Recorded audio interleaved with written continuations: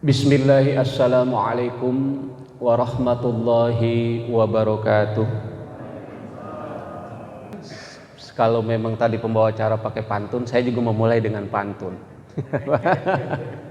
Nanam ketimun di pinggir rumah, kaci berem jualan kue, duduk melamun mendengarkan ceramah, mata merem memble aja gitu.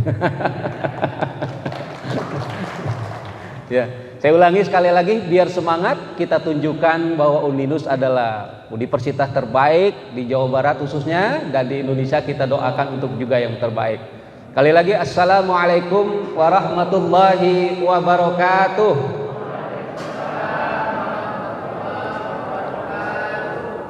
Alhamdulillah, alhamdulillahilladzi anzala ala abdihil kitaba wa lam yaj'al lahu iwaja qayyima liyunzira ba'san syadidan min ladunhu wa yubashshiral mu'minina alladzina ya'maluna sholihati anna lahum ajran hasana. Asyhadu an la ilaha illallah wa asyhadu anna Muhammadan abduhu wa rasuluh. Allahumma salli ala sayyidina Muhammadin wa ala alihi wa sahbihi ajma'in, amma ba'd. Qala Allah ta'ala fil Qur'anil Karim, a'udzu billahi minasy syaithanir rajim, bismillahirrahmanirrahim. Wattaqullaha allazi tasaaluna bihi wal arham. Wa qala aidan wa'budullaha wa la tusyriku bihi syai'an wa bil walidaini ihsana wa bizil qurba wal yatama wal masakin ila akhiril ayat. Wa qala Rasulullah sallallahu alaihi wasallam, man ahabba ayyubsata lahu fi rizqihi wa yunsa'a lahu fi asarihi falyasil rahimah, amma ba'd.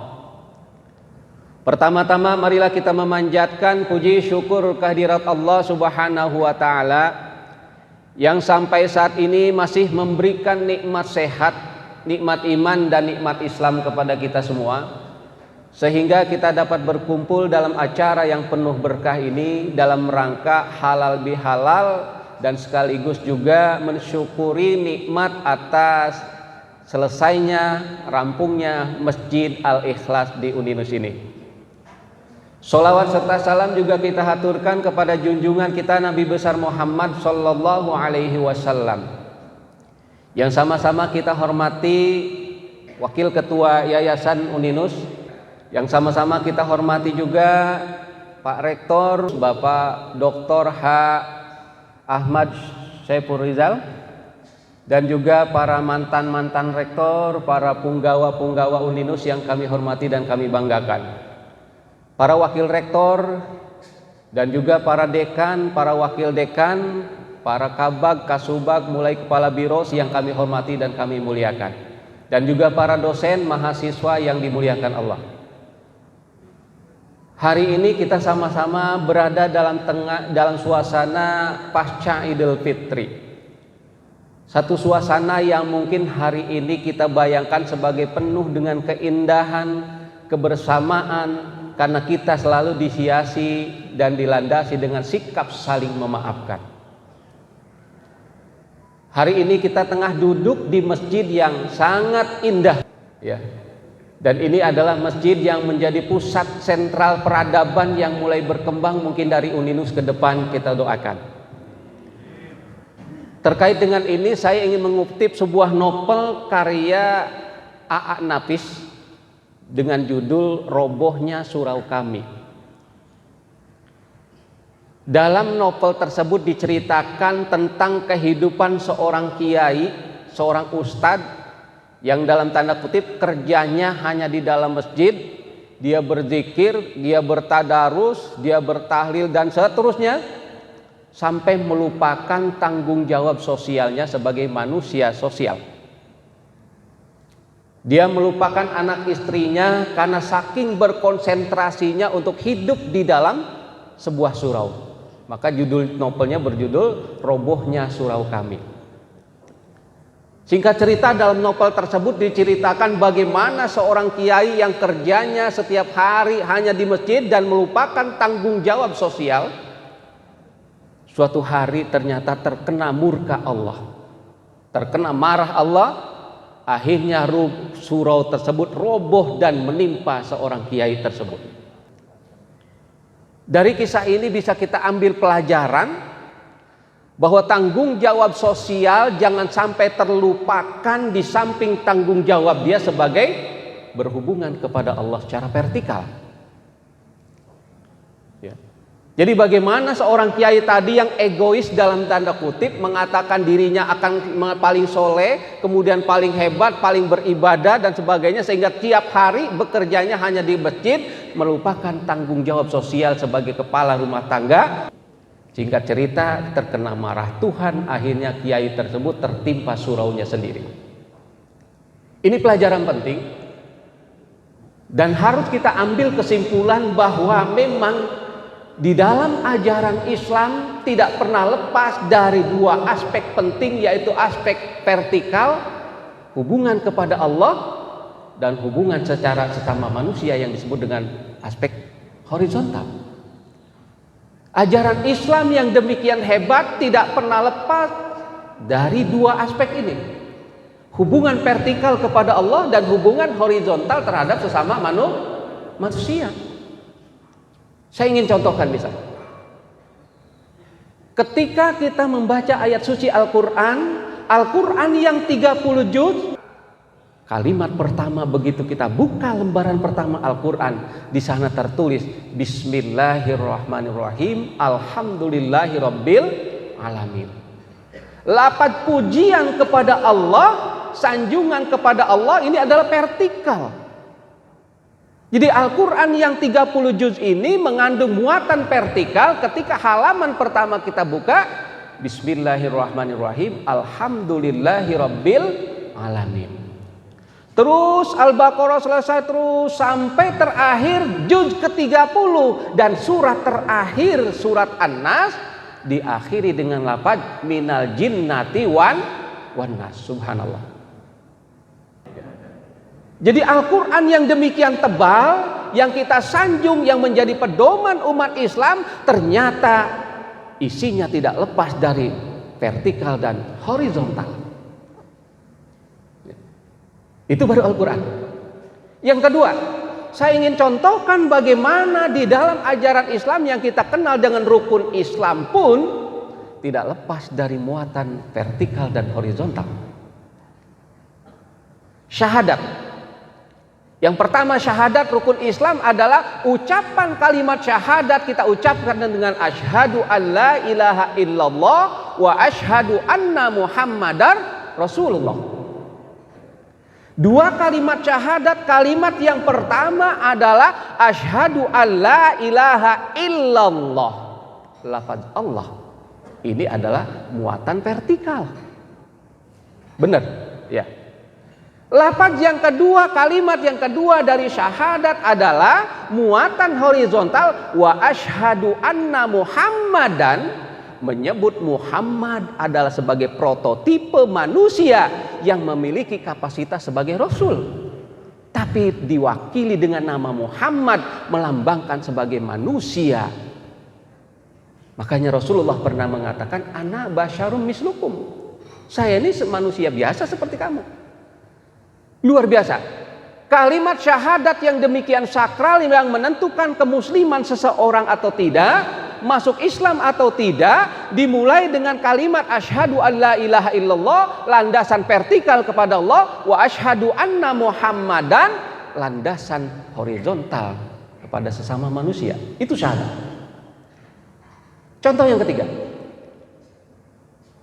setelah kita bersyahadat, ya tadi Al-Quran, yang kedua kemudian bersyahadat, yang ketiga ketika kita melaksanakan sholat.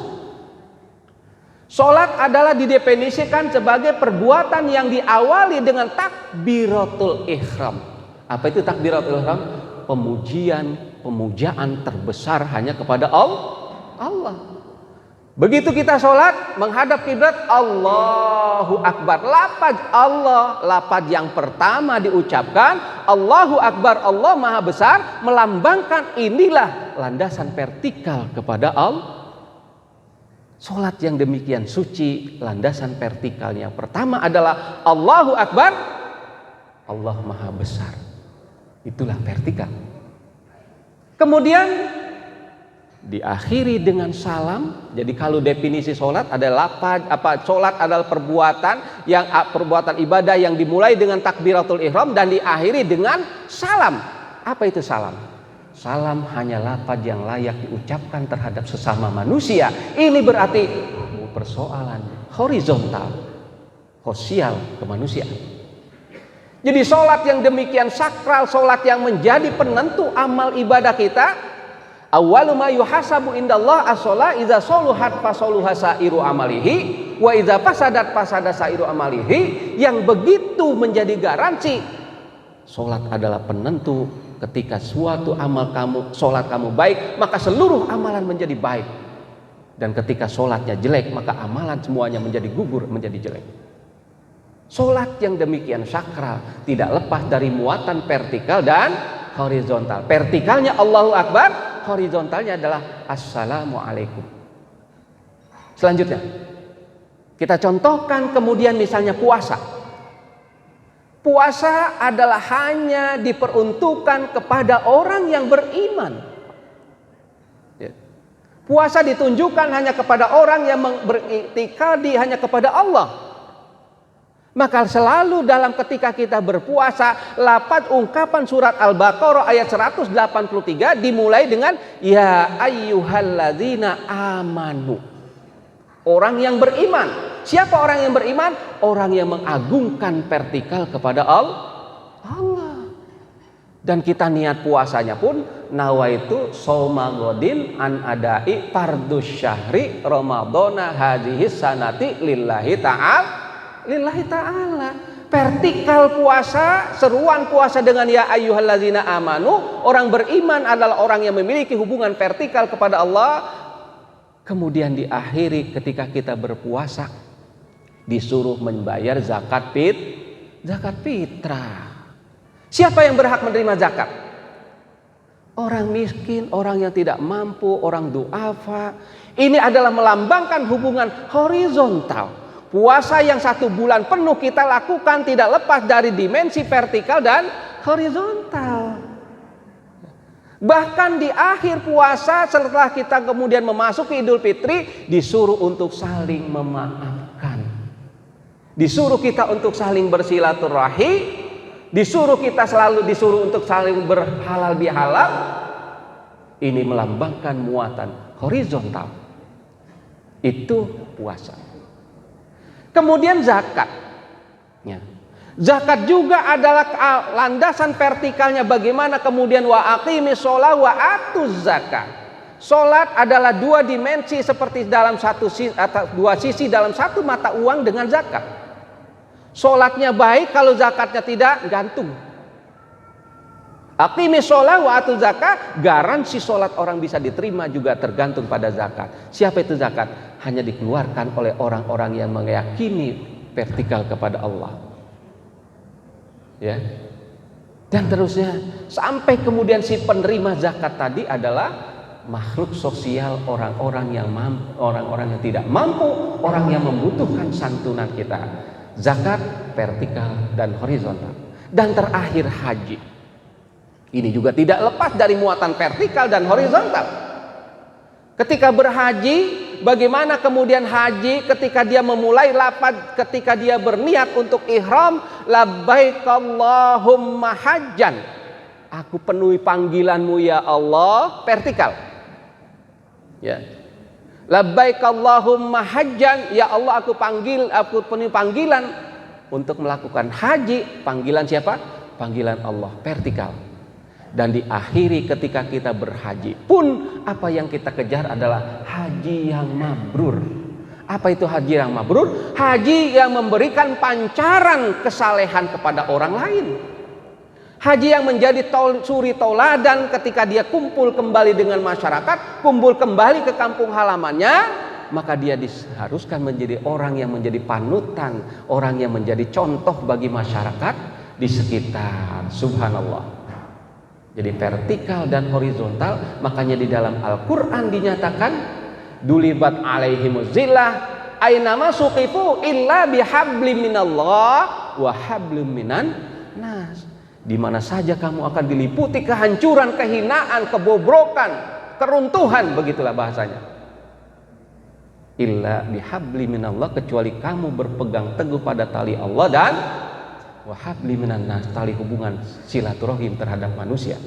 Inilah pentingnya, makanya hari ini kita berhalal bihalal. Ya. Kenapa halal bihalal itu menjadi penting? Karena halal bihalal adalah penyempurna dari ibadah saum Ramadan yang kita lakukan selama satu bulan. Ya. Dalam Al-Quran, wattaqullahallazi tasa'aluna bihi wal arham. Jadi di sini lafaz An-Nisa ayat surat An-Nisa ayat 1, wattaqullahallazi tasa'aluna bihi wal arham. Bertakwalah kepada Allah yang tempat kamu memohon, tempat kamu meminta. Wal arham, dan jalinlah hubungan tali silaturahim. Jadi garansi hubungan baik kita kepada Allah adalah menjadi garansi penyempurna ketakwaan kita. Tidak ada artinya ketika kita merasa paling soleh, paling hebat, setiap malam dia bertahajud, setiap malam dia kemudian berzikir, tapi ternyata dengan tetangga seperti kucing dengan anjing. Tidak pernah saling tegur, tidak pernah saling sapa. Tidak Islami itu, betul Pak. Ya. Jadi artinya kesolehan ketakwaan kita kepada Allah, wattaqullahallazi tasa'aluna bihi wal arham. Garansi ketakwaan kita harus diimbangi dengan menjalin tali silaturahim. Bahkan di dalam surat An-Nisa 36 lebih tegas lagi Pak. Dinyatakan wa'budullaha wa la tusyriku bihi syai'an wa bil walidaini ihsana wa bizil qurba wal yatama wal masakin, dan seterusnya. Kata Allah, sembahlah Allah dan jangan kamu menyekutukan dengan apapun. Kemudian hendaklah kamu berbuat baik kepada kedua orang tua kamu dan juga terhadap wabizil kurba, orang-orang terdekat, kepada orang yatim, kepada orang miskin, dan seterusnya. Garansi ibadah kita kepada Allah, penyembahan kepada Allah yang tidak boleh mensekutukan Allah, tapi juga kemudian diakhiri juga kita tidak boleh mengabaikan hubungan silaturahim dengan teman sejawat, dengan teman sepekerjaan, dengan dosen, dengan kolega dan sebagainya. Kita disuruh untuk saling berhubungan silaturahim. Maksud saya, kesempurnaan satu ibadah Ramadan yang kita lakukan ini juga tergantung kepada tadi pembayaran zakat fitrahnya, dan juga tergantung kepada hubungan tali silaturahim kita. Jadi ternyata tidak main-main masa persoalan hubungan komunikasi kita dengan sesama. Karena tadi ajaran Islam vertikal dan horizontal tidak pernah lepas. Ya. Dan kenapa kemudian puasa juga menjadi sempurna ketika kita lakukan dengan banyak bersilaturahim, saling memaafkan. Nah ini yang menarik, makanya silaturahim bagaimana halal bihalal menjadi satu prinsip, satu media untuk kita saling memaafkan. Untuk saling melapangkan diri kita, menerima kekurangan-kekurangan teman kita yang pernah berbuat salah, menerima apa yang sudah dilakukan perbuatan jelek dia terhadap kita. Itulah menghalalkan perilaku orang lain terhadap kita. Inilah disebut halal bihalal. Ya. Nah kesempurnaan, saya bilang tadi bagaimana berpuasa, garansinya juga tergantung kepada silaturahim kita. Puasa begitu penting dan puasa begitu sangat prinsip dalam kehidupan kita. Ayat Al-Quran, ya ayyuhalladzina amanu kutiba alaikumusiyam kama kutiba alal ladzina min qablikum la'allakum tattaqun. Ayat ini sudah sangat populer. Ya ayyuhalladzina amanu kutiba alaikumusiyam kama kutiba alal ladzina min qablikum la'allakum tattaqun. Kan gitu. Ya, di sini kemudian pakai kata kutiba ala, ternyata coba lihat kitab Lisanul Arab, kamus-kamus bahasa Arab, Al-Munjid atau apapun, Al-Muhit, itu ternyata kutiba ala itu dimaknai sebagai kataballahu ala ibadihi ta'ah wa ala nafsihir rahmah. Nah, kutiba. Jadi kutiba itu artinya kataballahu ala ibadihi ta'ah wa ala nafsihir rahmah. Diwajibkan kamu untuk berbuat ketaatan karena di dalamnya ada rahmat, ada hikmah, ada kandungan, ada makna yang sangat dalam. Maka pakai kataba. Lah kalau begitu kenapa puasa pakai kutiba ala? Karena kutiba ala dimaknai dalam berpuasa itu adalah kewajiban yang memiliki hikmah yang sangat dalam. Baru pakai kutiba. Nanti saya jelaskan bagaimana hikmahnya. Ya. Jadi kataba itu artinya bagaimana perbuatan yang kita lakukan ketaatan karena ada kepentingan kita untuk mendapatkan rahmat. Ya. Kalau polisi misalnya ada aturan, membuat aturan tentang kewajiban pakai helm. Gitu ya, saya ambil contoh deh. Polisi ada aturan untuk membuat berkendaraan motor pakai helm. Atau kemudian kita mobil juga disuruh untuk wajib pakai sabuk pengaman. Ketika muncul aturan itu mungkin kita protes. Nanaonan iya polisi teh aya wae nambah-nambah aturan kudu pakai helm lah. Sambil menggerutu dia berangkat pakai helm karena masih takut sama polisi. Tiba-tiba di tengah jalan terjadi tabrakan atau jatuh kemudian terlempar dia ke atas aspal yang keras, terbentur kemudian kepalanya, ternyata yang terbenturnya adalah helmnya, lecet, penyok lah mungkin begitu. Kemudian dia ternyata dalam kondisi sadar dan dia tetap tidak apa-apa, kepalanya terlindung karena pakai busa. Baru dia kemudian bangun dari tidur di atas lantai aspal tadi, kemudian dia bangun berdiri, alhamdulillah untung saya pakai helm. Benar?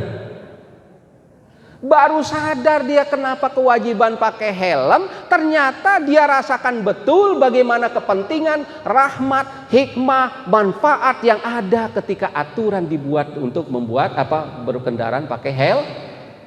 Baru dia sadar, alhamdulillah untung saya pakai helm sehingga selamat dari resiko fatal kepalanya yang terbentur dengan aspal. Begitu juga kita pakai sabuk pengaman. Begitu mobil tabrakan, kalau tanpa sabuk pengaman kepala kita terbentur dashboard mobil, kaca pecah juga bisa, kemudian kepala kita membentur kaca. Tapi ketika kita pakai sabuk pengaman, alhamdulillah ternyata sabuk pengaman ini yang menahan benturan kepala kita dari dashboard, resiko fatal kepala kita terhindari. Baru di situ dia mengatakan, alhamdulillah untung polisi mewajibkan pakai sabuk pengaman. Yang tadinya mungkin karena terpaksa. Nah, kutiba ala dimaknai dalam konteks ayat Al-Quran kutiba alaikumusiyam karena maknanya adalah kataballahu ala ibadihi ta'ah wa ala nafsihi rahmah. Di dalamnya ada manfaat, ada hikmah, ada filosofi, ada kandungan yang rahasia Allah. Ya. Kenapa? Karena berpuasa tadi banyak sekali kandungannya. Ya. Saya perlu jelaskan, ini salah satu, ini saya ingin mengutip tentang bagaimana memaknai filosofi puasa. Jadi kutiba Allah adalah kepentingan kita untuk berpuasa. Bisa dibayangkan selama kita menggunakan selama 1 tahun penuh, mungkin 11 bulan. Bisa dibayangkan kalau perut kita terus mengolah yang makanan manis masuk, yang pedas masuk, yang asam masuk, yang pahit masuk, yang hambar masuk semua ke dalam perut. 11 bulan pencernaan kita terus bekerja. Bisa dibayangkan penyakit apa yang muncul di dalam tubuh kita. Maka kita direhatkan, diistirahatkan 1 bulan untuk mencegah, mencucikan kembali, mencune up kembali pencernaan kita supaya sehat kembali. Makanya dalam hadis Rasul dinyatakan summu tasihhu, berpuasalah kamu akan sehat. Artinya lafaz kutiba kan ada kepentingan kita untuk menjadi sehat. Ya. Bisa dibayangkan mobil 11 bulan di starter terus jalan tidak pernah ganti oli, rasanya mungkin mesin mobil akan meledak.